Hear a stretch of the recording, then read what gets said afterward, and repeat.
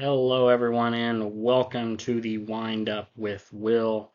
It's been a while since I've done a video, but I'm just going to get caught up in the last couple weeks of sports. I knew I said I was going to do another Women's World Cup video. I didn't think I would be doing it after the Women's World Cup ended, but I'm going to go over what happened in the Women's World Cup if you didn't follow it at all.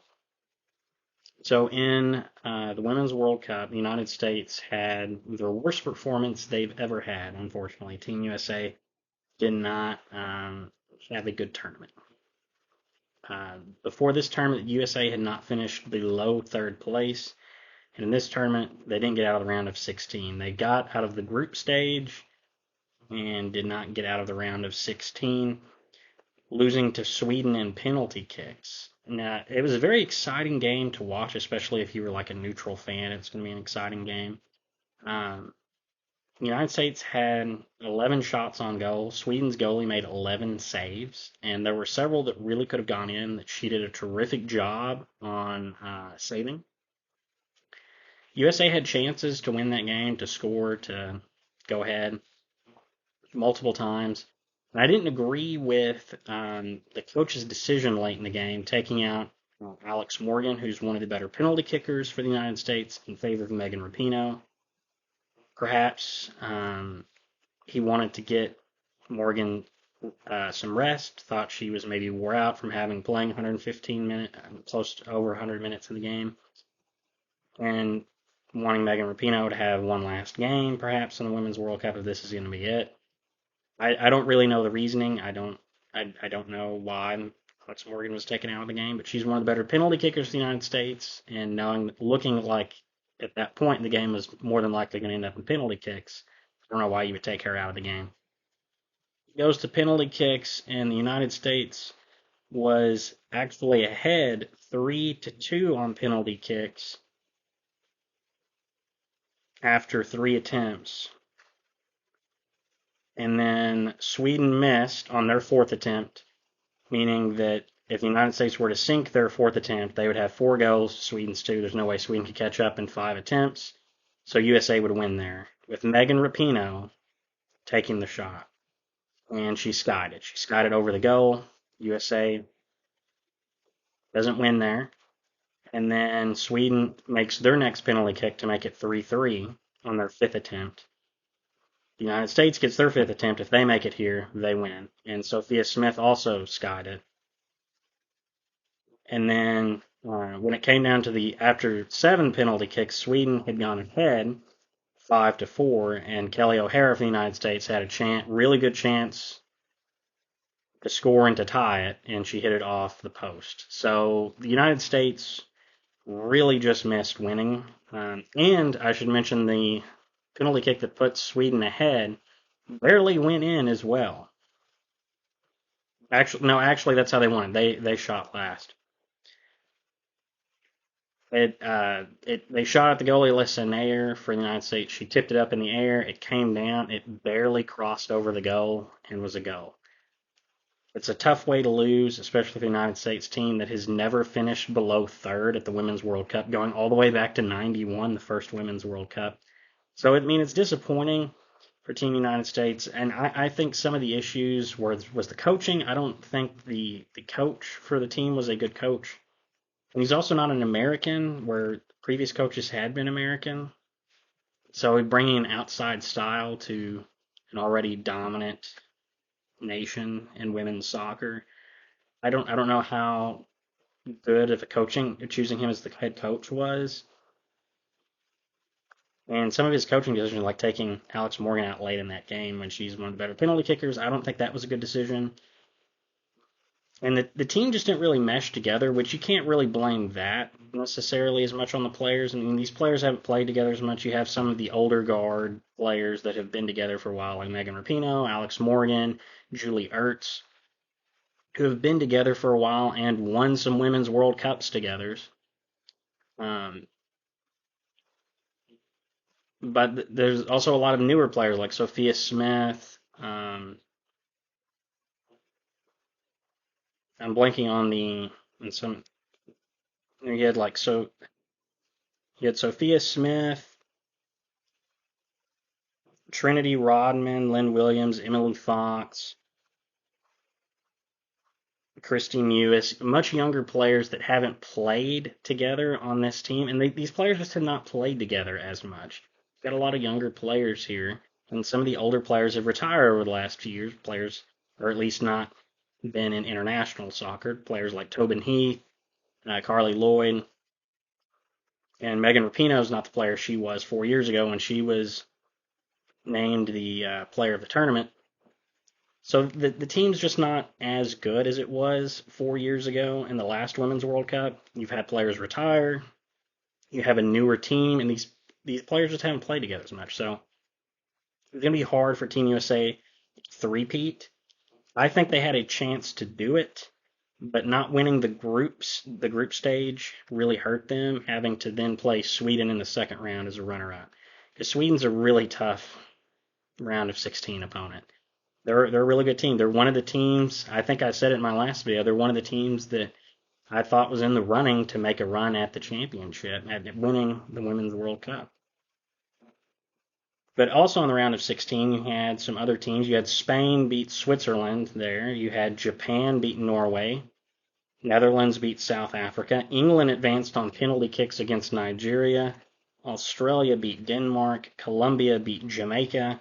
And France beat Morocco. It's kind of interesting. I think Morocco made it in the group stage in the men's as well. I think they made quite a run in the men's. In the women's, they made it round of 16. So Morocco could be a country on the up and up in soccer. In the quarterfinals, you had Spain beat the Netherlands 2-1. The Netherlands were they were the team that won USA's group. So USA could have been facing South Africa in the first round. That would have been a much easier opponent than Sweden. USA probably wins that. Facing Spain, though, would be a tough opponent. Spain beat the Netherlands 2-1. Sweden went on to beat Japan 2-1. Australia beat France in penalty kicks. Host nation, and they're one of the teams that I said could make a run in this, just because they're the host nation. Host nation, you have the fans behind you. It's easier for you to make a run, kind of have a Cinderella run to the final. England beat Colombia 2-1. Going on to the semifinals, you had Spain beat Sweden 2-1. You had Olga Carmona had the game-winning goal in the 89th minute. And then you had England beat Australia 3-1. I watched that game. That was a very exciting game to watch. Australia had chances to tie it 2-2, but England's the much better team. Their Cinderella run came just short in the semifinals. Good run by Australia, though, as the host nation to make it to the semifinals. In the third place game, you had Sweden beat Australia. Unfortunately, they couldn't get a medal either. And then in the final, which I watched it a little delayed, a little behind everyone else. Spain beat England 1-0, and Olga Carmona had the game-winning goal for the second game in a row. So, I mean, she is a hero now in Spain. She's a national hero. Spain won their first Women's World Cup, and I mean, it's an exciting finish. Instead of, I'm sure, neutral fans who are not United States fans probably love seeing a team not the United States in the final or in the third place game. So it's exciting for the sport of women's soccer. England and Spain had never won the Women's World Cup before. Neither of them had even made it to the final before. So it was an exciting finish to see them. Spain becomes only the second nation to have won the men's and women's World Cup. Germany did that back in the early 2000s with their women's team winning 2 Women's World Cups in a row. Their men's team, I think, won 4. I was pulling for England, but I'm happy to see Spain win. You just see the excitement on those players' faces. It was a great finish. And now there's kind of a controversy going on about the president of Spain's soccer federation kissing one of the players. So, I mean, that's kind of become a controversy that maybe I can keep y'all up to date on that. I mean, it's a scandal that's going on right now. Kind of overshadowed, unfortunately, them winning it. But exciting times for Spain. It looks like maybe they're the face of women's soccer now instead of the United States. And the other thing I wanted to talk about in this video was the realignment in college sports. A lot of that has been happening over the past few weeks, and I wanted to talk about that a little bit. I'm trying not to go into a rant because those of you who know me, I do not like college realignment and a lot of the stuff going on in college sports right now. But let me get it pulled up, the teams that have moved around. So in the last few weeks, we've literally seen the Pac-12 basically dissolve overnight. And that's very unfortunate for a very historic conference with a lot of great teams, a lot of great rivalries. And I'm sure some of those rivalries will continue. I'm sure Washington and Washington State will still play one another, even though they're no longer in the same conference, or Oregon and Oregon State. But it basically dissolved overnight, and it fell apart over them not getting a TV deal, if I'm understanding correctly. It shows you how much they're valuing money over, I guess, the actual sport and the rivalries, unfortunately. That's the unfortunate part, is you're just losing some rivalries potentially, and losing a very historic conference. So the teams that realigned joined another conference. You had Oregon, Washington, UCLA, and USC join the Big Ten, which is it's just mind-boggling because those schools are all on the West Coast and the rest of the Big Ten is in the Midwest. So it's a little odd. You had a few teams join the ACC. You had what? We've got a pop-up here. I'm trying to. Sorry, there was a pop-up on my phone where I'm looking at what teams went where. You had SMU, Stanford, and California join the ACC, the Atlantic Coast Conference, but they're on the Pacific Coast. And I've seen some jokes on the internet already saying that it should be renamed to the All Coast Conference. It's just mind-boggling that the ACC has several teams now that far out west. That is just wild. The Big 12 stole some teams as well from the Pac-12. They got BYU, Arizona State, and Utah, as well, and Colorado. I should mention Colorado.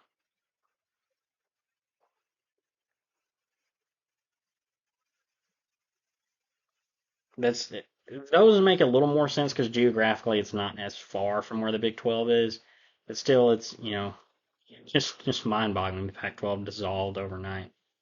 And what's left in the Pac-12, you have Oregon State and Washington State. Just two schools without a conference for 2024. I should mention this is for 2024. There are a few of these that go into effect this year. I think BYU is joining the Big 12 this year. Yeah, that looks right. They were joining the Big 12 this year. The SEC, of course, they got Texas and Oklahoma, which kind of started this whole domino thing. At least on the major level, I know there was other teams kind of shifting around for a while. And it's really going to be interesting to see how this affects other conference realignment going forward, because if the Pac-12 tries to survive, they're going to try and get teams like San Diego State, Gonzaga, which I think Gonzaga actually was joining maybe the Mountain West. I think there was rumors that they were joining another conference. But they're going to have to, if the Pac-12 wants to survive, they're going to be in desperation mode trying to grab teams probably like San Diego State, San Francisco maybe, Gonzaga, St. Mary's. They're going to be trying to grab, they're going to be grasping at straws trying to save the conference if that's even possible at this point. Very unfortunate, I think, that the Pac-12 just dissolved. I think it has bad implications for the rest of college sports, which is kind of where I was going with future conference realignment, because you're going to see these conferences, you're going to see like the Pac-12, for example, if they try and survive, they're going to try and grab these bigger schools or more successful schools from the smaller conferences like San Diego State or Gonzaga, St. Mary's, San Francisco. Try and grab those schools, maybe UNLV.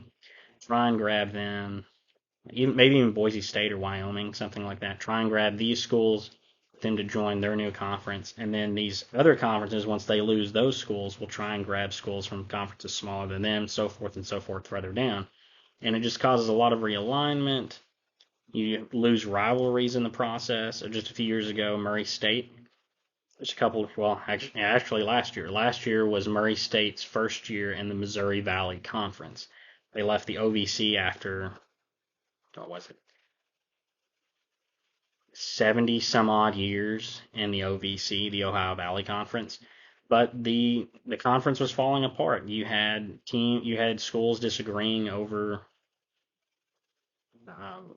over things in the conference.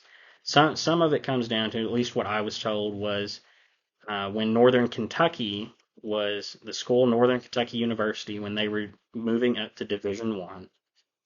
The OVC, the Ohio Valley Conference, was trying to get them in. At least the Kentucky schools. The Kentucky schools wanted them. So Murray State, Eastern Kentucky, Morehead State, and Murray wanted Northern Kentucky, another school in Kentucky, and especially Eastern and Morehead. That would be a school that's not that far from them. It would be a very close team for them to travel and go play instead of traveling all the way out west to play the schools all the way in Illinois or travel all the way down to Tennessee in the western part of Tennessee or drive all the way out to Missouri to play SEMO. So, of course, those schools are going to want that. Murray would probably be in favor of it because it's another school in Kentucky. But as word goes, the Tennessee schools did not want a team in Northern Kentucky because that would be a long trip for them. So it ended up happening. Northern Kentucky did not join the OVC. And from what I've heard, that was the beginning of the end, where some of these schools started looking at alternatives of where to go, and it caused a split in the conference. And a few years later, you've got teams leaving over football because the OVC is a basketball conference. And they really messed up not trying to make it more basketball oriented or make it just kind of a basketball conference like what the Big East is on a smaller level, perhaps far smaller level. They messed up in not doing that. In 2013, they got a great steal of a team joining the conference in Belmont, who's been a very successful school. Unfortunately, Murray's probably biggest rival right now, Belmont.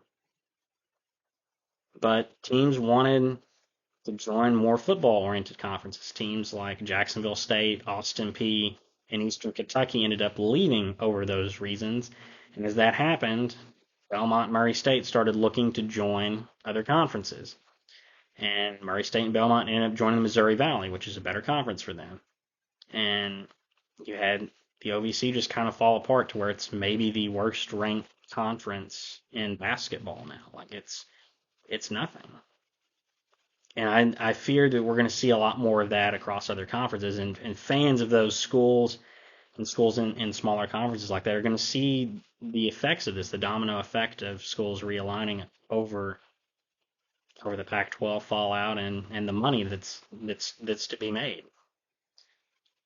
But it'll be interesting to see in the next few years where that goes. And nothing might happen at all. The Pac-12 might just dissolve, and Oregon State and Washington State might join the Mountain West or West Coast Conference or something. I don't know. We'll see. Or maybe they'll end up joining the Big 12. I think it is a sad day though to see the conference realignment over that. Just because you lose the historic rivalries, you lose some tradition there. There's a lot of history, and the sporting world's not going to be the same. It's not going to be the same.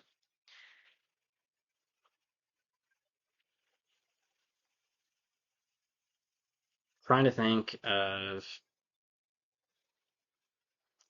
what I will say though, for the conference realignment, it's going to be interesting to see the new rivalries that come out of this.